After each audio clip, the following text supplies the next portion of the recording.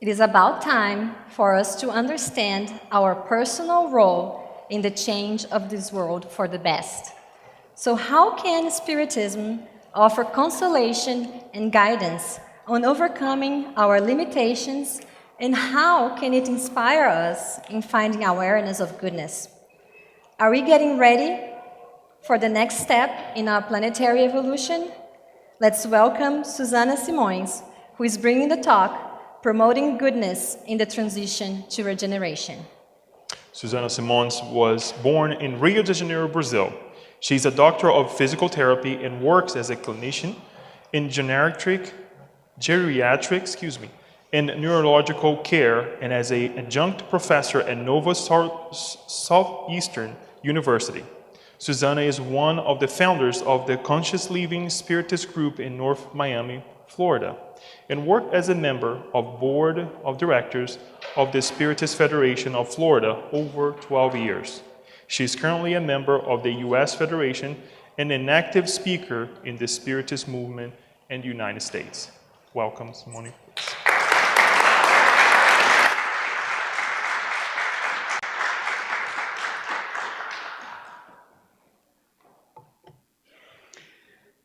Good morning. I would like to start sending my friend Kirsten my thoughts, my love, my vibrations for her recovery this morning. And I will do my best to substitute her, not really, just do my own thing here, in talking about the transition that we are currently experiencing. The spirits tell us that our world is transitioning from a world of trials and expiations to a world of regeneration. These two categories of world, trials and expiations and regeneration, together with happy worlds, form a category of intermediary worlds. And we learned that in the Gospel according to Spiritism, chapter 3. Behind us, we have the inferior, the more primitive worlds, and ahead of us, we have the celestial worlds. In this category of intermediary worlds, the common denominator for all these different realms is the presence of evil. What differentiates one from the other is the proportion between evil and good. In such a way, the happy worlds are worlds where evil is almost in existence. So it's something that we aspire, it's something that we dream about. Worlds of trials and expiations are the ones that are characterized still by the prevalence of evil over good. And the regeneration realms are the ones where the scale starts to shift. So from the prevalence of good towards, from the prevalence of evil towards the prevalence of good. So as I hear that, as you all have heard that, the spirits have told us, believe me, it is happening. We are transitioning. I keep asking myself as I open the newspaper every morning to the sad news around the world, as I turn on the television, or simply as I go on my lives day to day, witnessing a lot of religion intolerance, a lot of hatred, a lot of families in wars, a lot of lack of compassion and forgiveness in our world, sometimes a lot of lack of compassion and forgiveness among friends of the same ideal. And I ask myself, how is it exactly that we are transitioning? So in our reflection this morning, we would hope to do 4 things. One is we're going to try with Spiritism to start to uncover the roots of evil, because we can only transform what we understand, what we know. We hope to promote an understanding of the expression of evil in our planet, how it expresses itself. Most importantly, we hope to empower the audience, as it has to a great extent empower myself, with the principles of Spiritism on how to be an active part of the transition and to actually make it happen. And most importantly, we hope to instill hope that there is indeed a solution for the problem of evil, there is a solution for humanity, and there is a solution for you and for me, because we are part of the humanity and the problem is not outside of us. One of the things that is absolutely important for us to realize is that we are an inherent part of the problem. So let's start with a little drop of hope. As we read the gospel again, and in chapter 3, we learn that our planet has actually already gone a transition. We have transitioned from a planet, a primitive planet, to where we are right now. And so, let's understand a little bit about primitive planets and understand where we're going to draw our hope from. Because when we inhabited these planets, we learned with the gospel that life in those realms is characterized by the absolute prevalence of matter. The only concern that the spirit who incarnates in this realm has, from the moment that he or she wakes up to the moment that he or she goes to bed, is to survive. So I wake up in the morning, and my only concern throughout my day is, will I make to the end of this day? Will I be alive by the end of this day? So the spirits tell us that our only concern and need is material. Life is instinctive. Brutal force is the only law. So when I live in this world, I really don't care who you are. I care about making at the end of my day, no matter what.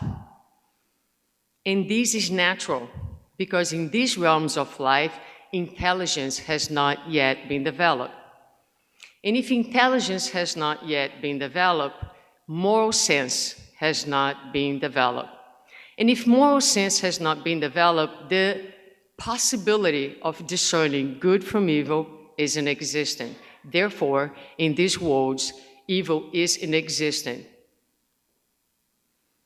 The Spirit says that in these realms of life, what we commit is called natural errors.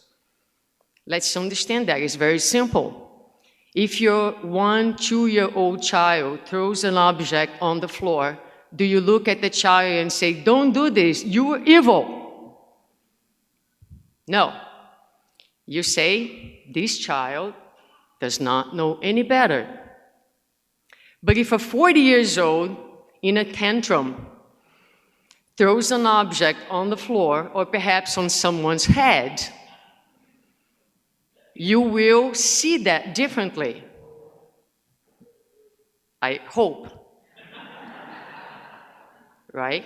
You will see that differently. And the child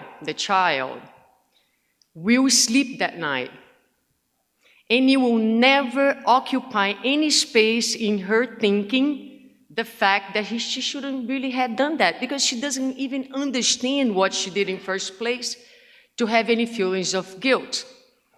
Because we need understanding in having moral sense and in having discernment.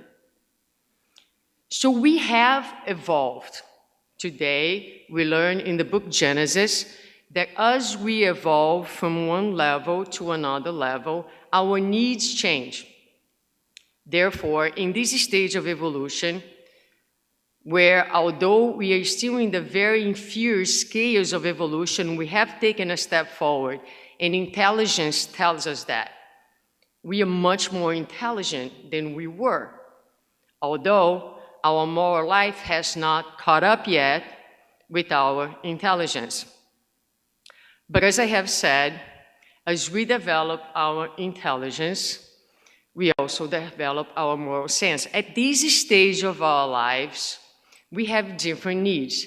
If before our needs were exclusively material, Genesis tells us that at this point, our needs are semi-material and semi-moral. So things have changed. We have grown up, we now understand, we have the capacity to discern good from bad because we have become intelligent. With the development of intelligence comes also the development of free will. And with the development of free will comes responsibility. This is also easy to understand. So when you are 1 or 2 years old, your free will is pretty much inexistent because you don't know any better. You need someone to decide for you. As you become a teenager, you think that you are the most intelligent person in the world and you know better than anyone else, but that is not true.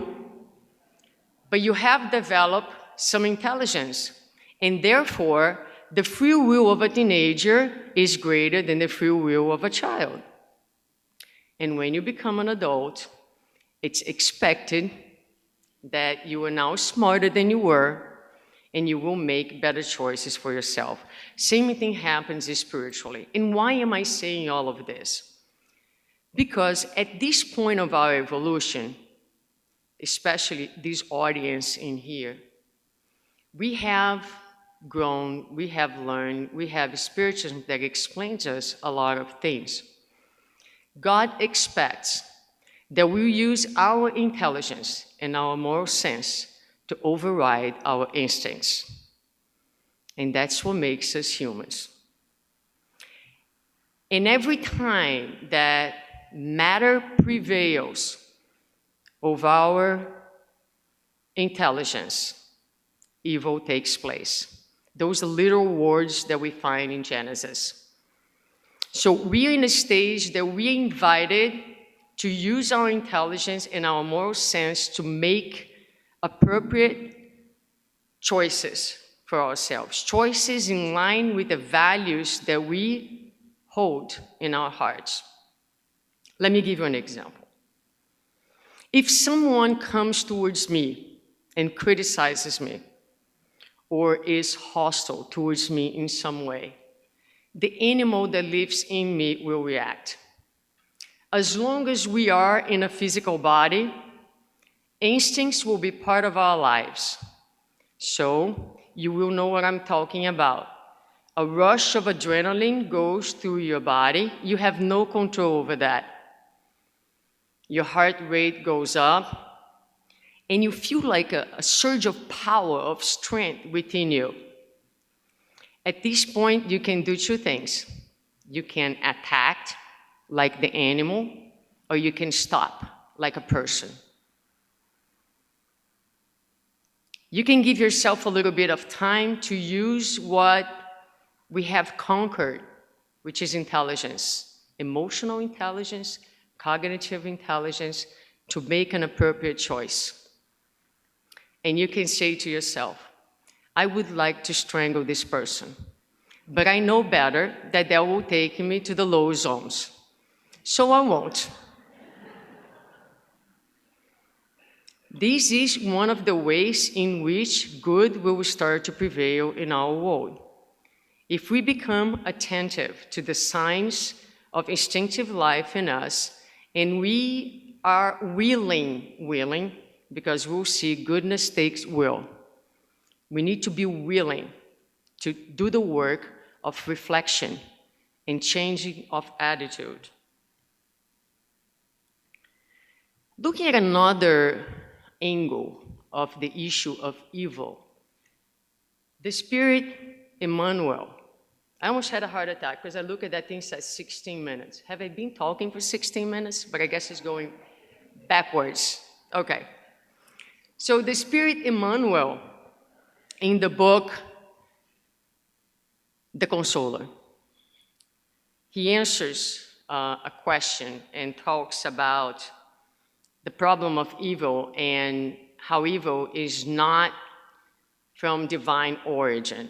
And by answering, Emmanuel says man trusting himself more than in God transforms its frailty into actions contrary to the law of love, creating an indebted intervention in the divine harmony.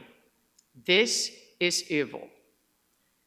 So again, man trusting himself more than in God. And you may say to yourself, I trust God more than I trust myself, and I will challenge you on that statement. Because we spiritists, we are rebellious souls, but well-behaved ones. And so we don't throw tantrums against God. We don't yell, hey God, what are you doing this to me? No, we murmur, right? Oh my God, like that. We murmur. And if you read the gospel from beginning to end, you will be surprised of how many times the spirits in there tell us that every time we murmur, it means that we have not accepted God's will and we are questioning. Because the spirit who fully trusts God, fully, no matter what comes into his or her life, embraces that, and at every single moment says, thank you, God, because you are my Father. In you I trust my life, and whatever you send in my way, I accept with obedience and resignation. Is that what we do? No, not necessarily. And Emmanuel says that man trusting himself more than God transforms its frailty, because every time we are disconnected from God, we become frail because our strength is in God. Our strength is in the awareness of our divinity. And every time we disconnect from God, we are taken by what Dr. Brené Brown, the social worker, calls a sense of scarcity. And so we feel that we don't have enough. We don't have enough love. We are not loved enough. We are not valued enough. We are not seen enough. And we share as humanity this epidemic of low self-esteem that comes from the disconnection from God. And every time we are in this wounded process of disconnection and frailty, we have two paths ahead of us. And I'm going to talk in the terms that I know the best, which is rehabilitation world. When someone has a big injury and comes to see me, one of the first decisions that I make is, can I recover this person back to normal, or do I need to come up with some compensatory mechanisms to give him or her the best ability to move again? Same thing for the soul. Given this state of disability that we find ourselves, we have two paths. We can choose the path of recovery by investing in our virtues, by every morning telling ourselves about how beautiful, loving, and loved we are. I received a little affirmation when I was in the break, by affirming to ourselves that you don't need to do anything to be and to feel value. The moment that God thought of you, you became valuable. And what that feeling does is allow us to be true brothers and sisters, because we are no longer in the need to compete to anyone, to be special, to be on top, to be under the lights, to be different.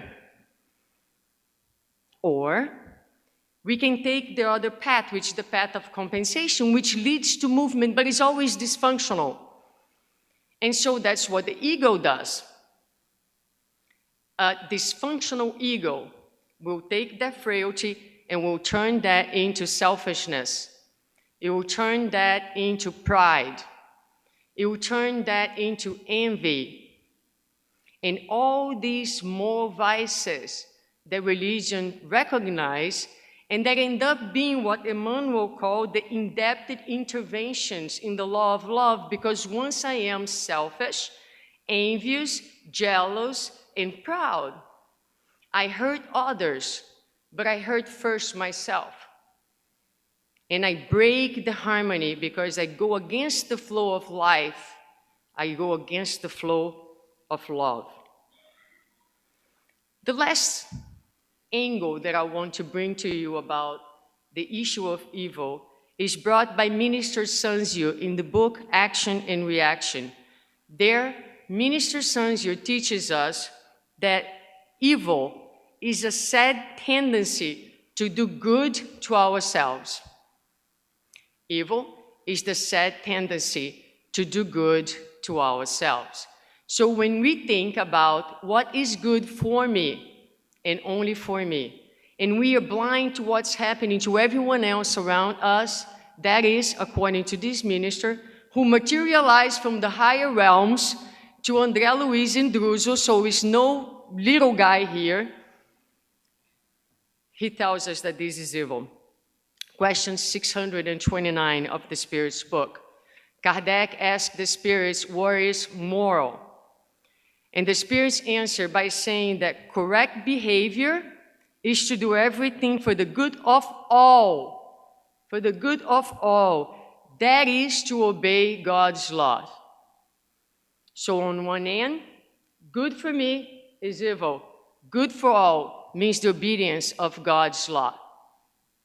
In Kardec, in question 895, one of my favorites of the Spirit's book, he says to the Spirits, hey, you listen, I can really see and identify many of the moral vices and imperfections of our humanity. But if you had to point out what is the most characteristic sign of imperfection, what would that be?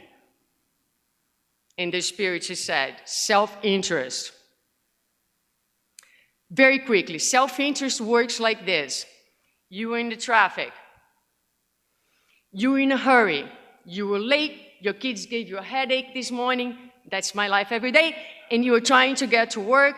You stop in traffic. Someone in front of you decides during the red light to pick up the phone and check their messages. The light turns green and you honk. And you're like, oh my God, what's wrong with this person? He does not know that I need to be at work on time. He does not know that I am in a hurry. The next day, you're going to work, and now you have all the time. So you stop on the light, and you pick up your phone, and you are now checking your messages. And someone behind you honks, and you say, oh my God, what's wrong with this person? Why is he in such a hurry? Why all this madness?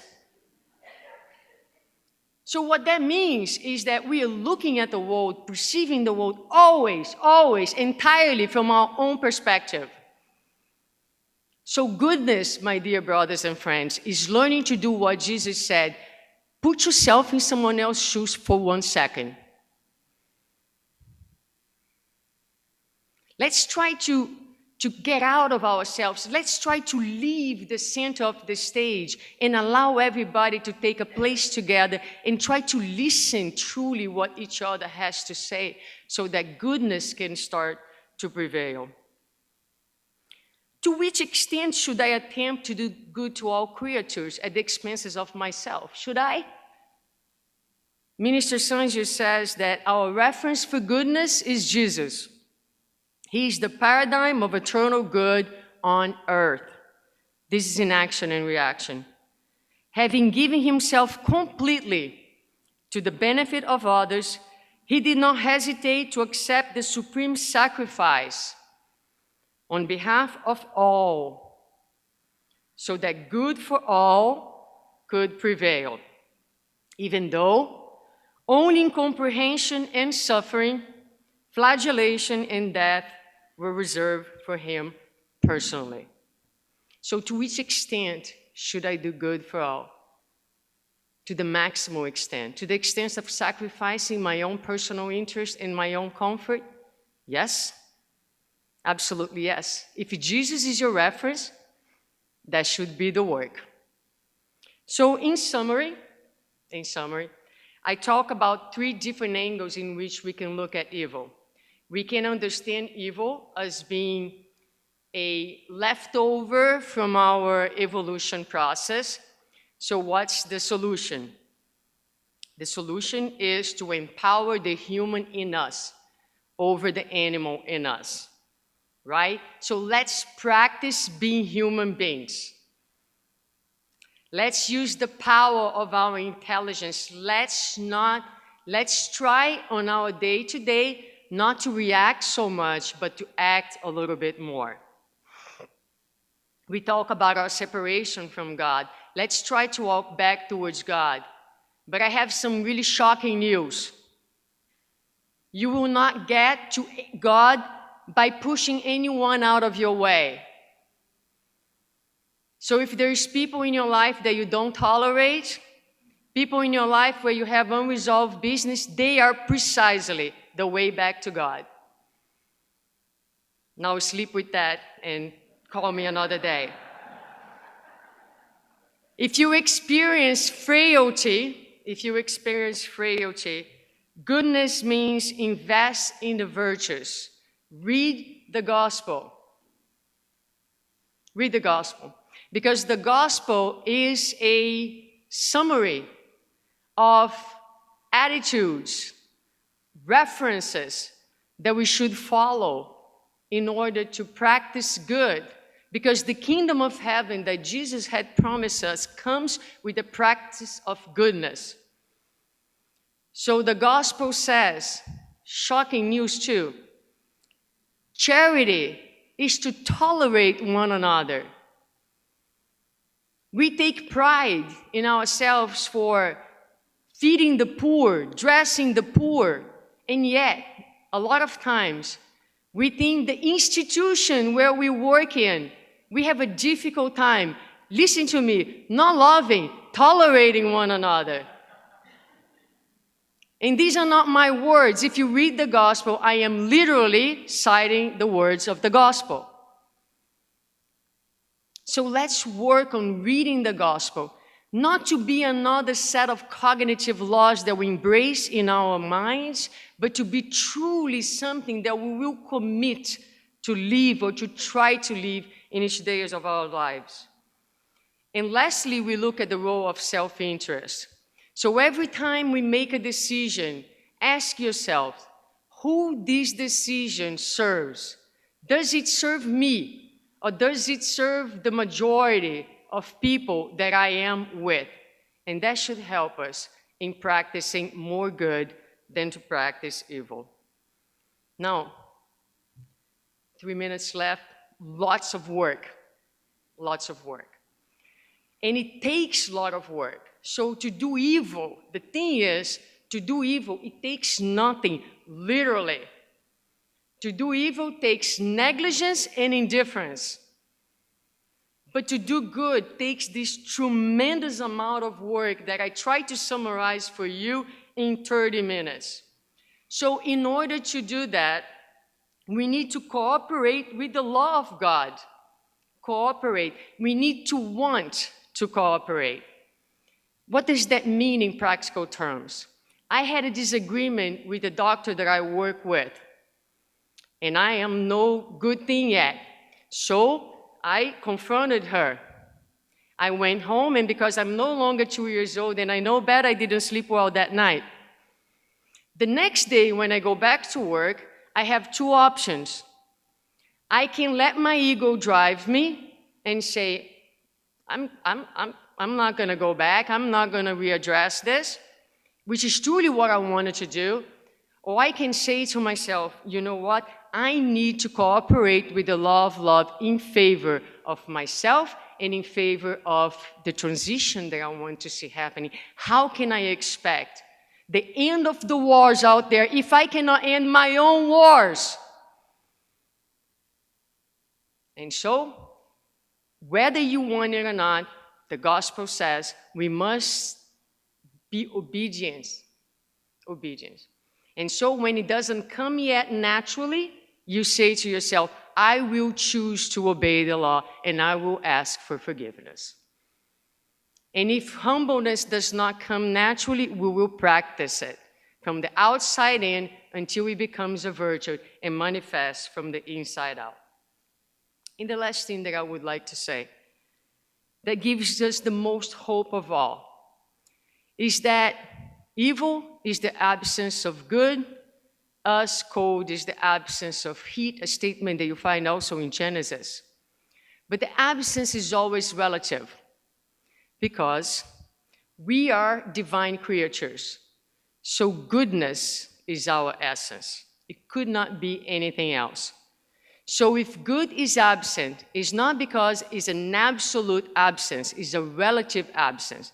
It's absent because we have yet to unfold, to nurture, and to discover the God that lives within us. And if that is true for you, and for you, it is also true for the people that we think to be the most horrific out there. Because they too are good.